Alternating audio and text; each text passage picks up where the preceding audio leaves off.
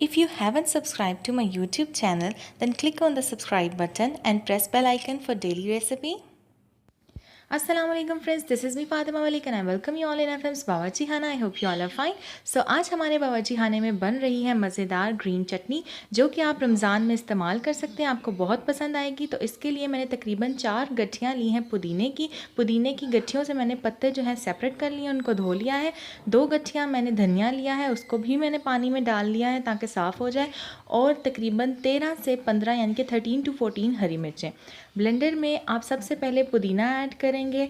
पुदीना ऐड करने के बाद इसमें मैं हरी मिर्चें डाल रही हूँ, तकरीबन 8 से 10 अदद।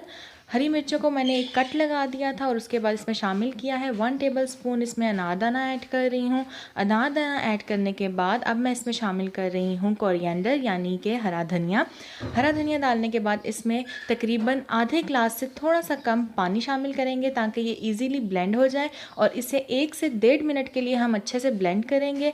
थोड़ी देर आप ब्लेंड करें, उसके बाद आप चेक करें और चम्मच से इसको आप अपसाइड डाउन कर लें ताकि जो नीचे से पिस चुका है वो ऊपर आ जाए और जो ऊपर से दाने जो हैं साबित हैं वो नीचे चले जाएं। उसके बाद जब तक ये अच्छे से ब्लेंड हो जाएगी तो ये इस तरह की शक्ल में आ जाएगी। आप इसे निकाल लें और बाकी भी चटनी इस तरह से बना के रख लें। आप इस चटनी को इजीली बना के स्टोर कर सकते हैं, आप फ्रीज़र में रख सकते हैं। फ्रीज़र में आप इसकी टुकड़ियाँ बना के रख सकते हैं, जो कि आप दही में ऐड कर सकते हैं और इंस्टेंटली आपका मज़ेदार सा रायता तैयार हो जाएगा।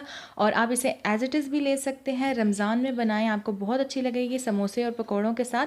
तो अगर ये वीडियो पसंद आई है तो इसे लाइक कीजिएगा, शेयर कीजिएगा और नीचे रेड बटन पर क्लिक करके मेरे चैनल को सब्सक्राइब कर लीजिएगा। और साथ वाले बेल आइकन पर क्लिक करना मत भूलिएगा, क्योंकि उससे मेरे आने वाली हर नई वीडियो सबसे पहले आप तक पहुँचेगी और ये बिल्कुल फ्री है। So thank you so much for watching. अल्लाह हाफिज़।